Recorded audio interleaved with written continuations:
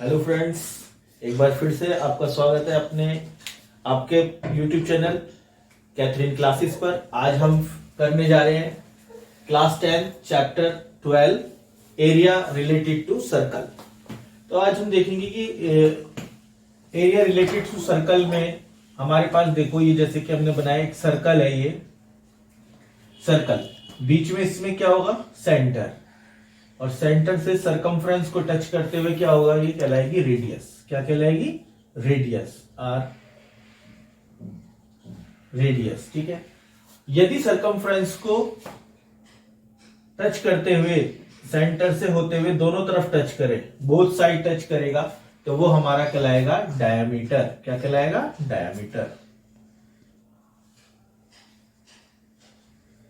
ठीक है, अब सरकमफ्रेंस क्या होता है? आउटर बाउंड्री, दिस वन, ये वाली जो बाउंड्री होती है आउटर रिंग में, ये इसको हम कहते हैं सरकमफ्रेंस ऑफ सर्कल। क्या कहते हैं? Circumference of circle.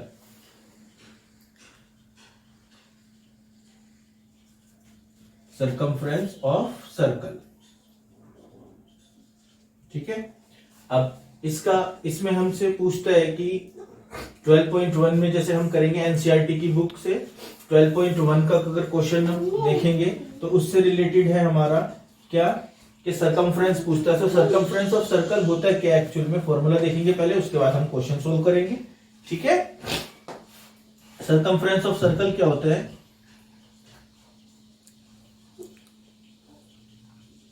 Circumference of circle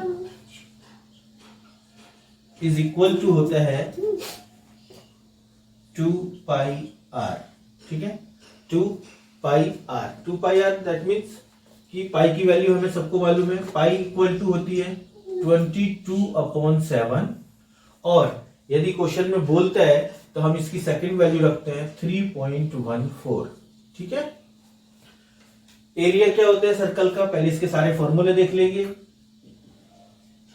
area of circle is equal to होता है पाई आर स्क्वायर। कभी कभी बच्चों होता क्या है कि क्वेश्चन में दे देता है डायमीटर और हमें चाहिए होता है रेडियस, तो डायमीटर से रेडियस निकालने के लिए हम क्या करेंगे, रेडियस इज इक्वल टू क्या होता है, radius is equal to diameter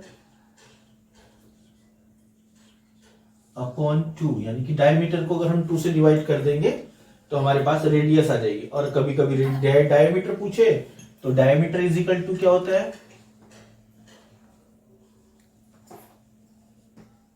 diameter is equal to होता है radius into 2।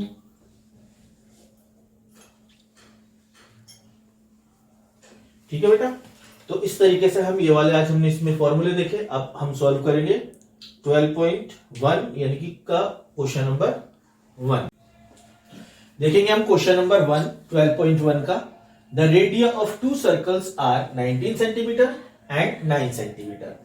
Find the radius of the circle which has circumference equal to the sum of the circumference of 2 circles. ठीक है भाई, तो इसका मतलब है कि हमारे पास 2 सर्कल यहां पे हमें गिवन है, एक 19 सेंटीमीटर रेडियस का और एक 9 सेंटीमीटर रेडियस का। अब हमें क्या करना है कि उन दोनों का सरकमफ्रेंस निकालना है और उसके सरकमफ्रेंस के सम के इक्वल एक नया सरकमफ्रेंस आएगा सर्कल का, उसकी हमें रेडियस फाइंड करनी है। दैट मींस कि देखो एक एग्जांपल के तौर पे कि एक ये मान लो ये 19 सेंटीमीटर का सर्कल है और ये 99 सेंटीमीटर का, इन दोनों के सरकमफ्रेंस को निकालने के बाद हमें प्लस करके एक इक्वल में एक बड़ा सर्कल आ जाएगा, इसकी रेडियस हमें क्या करनी है, फाइंड करनी है। ठीक है भाई, तो आप चलो लेट्स निकालते हैं, इसको कैलकुलेट करते हैं। तो इसका आंसर क्या होगा बेटा, देखो यहां पर आंसर होगा circumference of the circle, circumference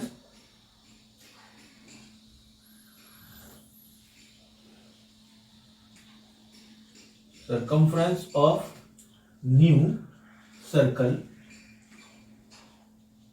is equal to होगा circumference sum of given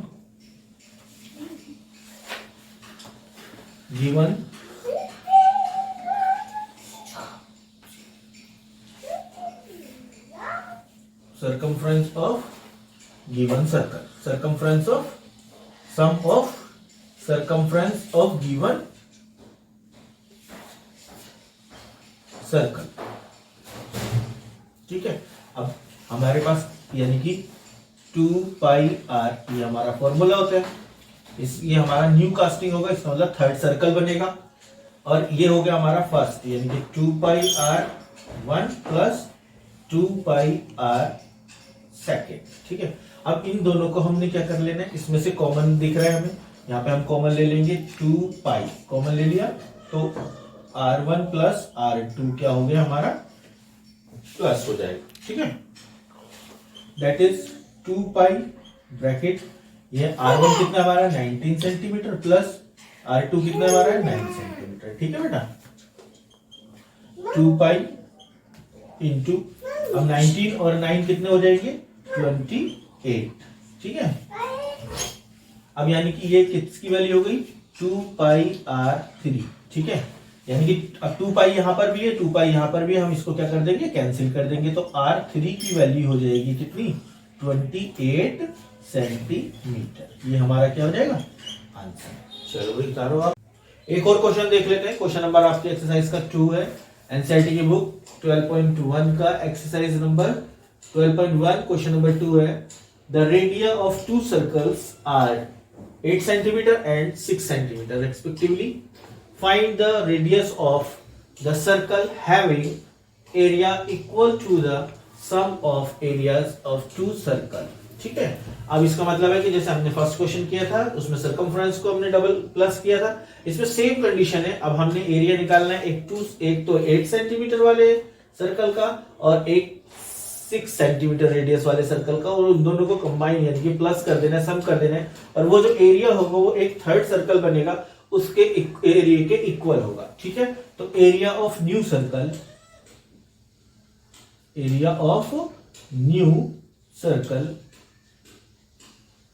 is equal to होगा sum of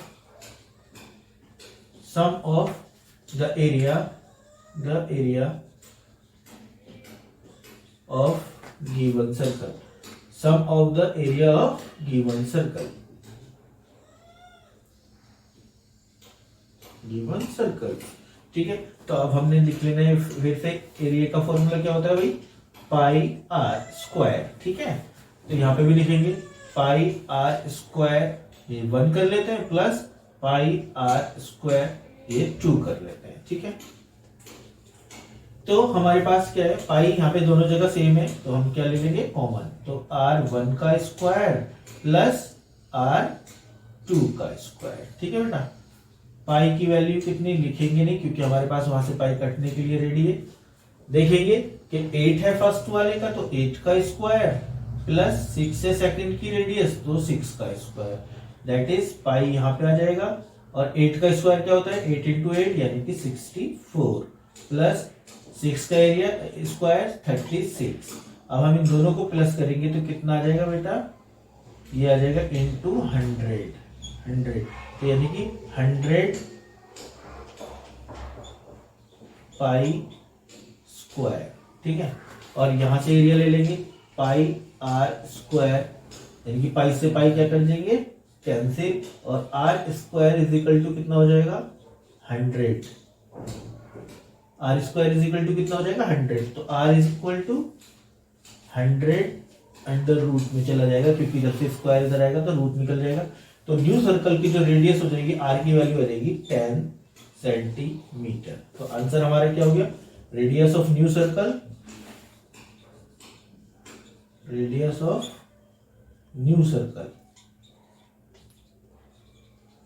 is equal to 10 centimetre. ठीक है बेटा, आंसर है छापो। चलिए एक एग्जांपल और देख लेते हैं। देखो यहाँ पे लिखा है the cost of the fencing of a circle field at the rate of ₹24 per metre is ₹5,280 rupees. The field is to be plot at the rate of ₹0.50 per metre square. Find the cost of ploughing the field. मतलब इसका यह है कि एक हमें coast दे रखी है fencing की, तो हमें फेंस निकालना है। इसमें सबसे पहला क्वेश्चन है फेंस निकालनी है, फेंस की लेंथ निकालनी है और उसके बाद हमें एरिया निकालना है और हमें फिर प्लॉइंग कॉस्ट निकालनी है। ठीक है भाई, तो देखेंगे हम यहां पे लेंथ ऑफ फेंस, आंसर देखेंगे length of fence in metre is equal to हो जाएगा total cost upon rate of fence.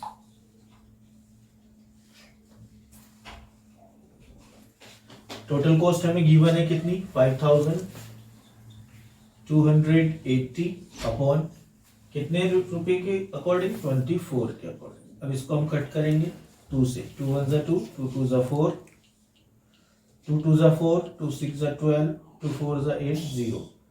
फिर यहां से काटेंगे 2 6 12, 2 1 2, 2 3 6, 2 2 4 0, 2 3 6, 2 6 2 6 0। फिर 3 से काटेंगे 3 2 0। तो हमारे पास यानी कि सरकमफ्रेंस ऑफ सर्कल या लेंथ ऑफ फेंस कितनी आ गई, यानी कि ये हमारी इक्वल हो जाएगी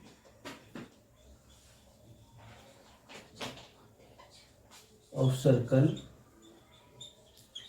इज इक्वल टू हो जाएगी 220 मीटर। ठीक है, अब इसको रेडियस फाइंड कर लेंगे। तो सरकमफ्रेंस ऑफ सर्कल क्या होता है 2 पाई r इज इक्वल टू 220 यानी कि 2 इंटू 22 अपॉन 7 इंटू रेट, यानी कि रेडियस कितनी है हमारी ये हमें फाइंड करना है 220 और रेडियस इज इक्वल टू हो जाएगी हमारी 220 इंटू 7 अपॉन 2 इंटू 22। ठीक है भाई, 22 1 22 0 यहाँ जाएगा, 2 5 10 हो जाएगा, 5 7 35। ये हमारी हो गई रेडियस। तो रेडियस हमारी कितनी फाइंड कर दी हमने 35 मीटर। ठीक है, अब हमने क्या करना है एरिया ऑफ फील्ड निकाल देना है। Area of field is equal to हो जाएगा पाई r स्क्वायर। पाई की वैल्यू हमें मालूम है 22/7 इंटू रेडियस कितनी है हमारी 35 इंटू 35। 7 से इसको कट कर देंगे, 7 5 35। अब हमारे पास क्या बचता है 22 इंटू 5 इंटू 35। अब हम इन सब की क्या कर लेंगे मल्टीप्लाई कर लेंगे। तो मल्टीप्लाई कर लेते हैं, 5 2 10 का 0 कैरी ऑन 1, 5 2 10 और 1 11 इंटू 35। 0 ये आ जाएगा, 11 5 55 कैरी ऑन 5, 11 3 33 और 5 38। तो एरिया ऑफ फील्ड हमारा हो गया मीटर स्क्वायर। Metre square. तो एरिया ऑफ फील्ड कितना आ गया बेटा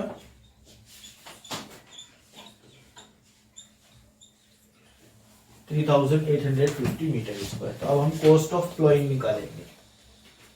cost of ploughing the field, cost of ploughing P ploughing the field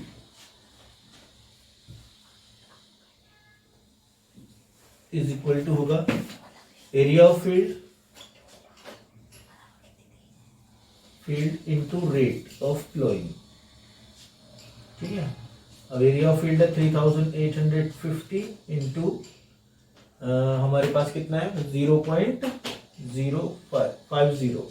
अब इन सबकी फिर से मल्टीप्लाई कर लेंगे 0 5 0 0, 5 5 25 कैरी ऑन 2, 5 8 40 और 2 42 कैरी ऑन 4, 5 3 15 और 4 19। पॉइंट कितने के बाद है 2 के बाद, तो हमने 2 नंबर के बाद यहाँ पर हमने पॉइंट लगा दी। तो हमारे पास कॉस्ट ऑफ प्लॉइंग आ गई 1925। कॉस्ट ऑफ प्लॉइंग ये हमारा हो गया आंसर। ठीक है, चलो भी छापो।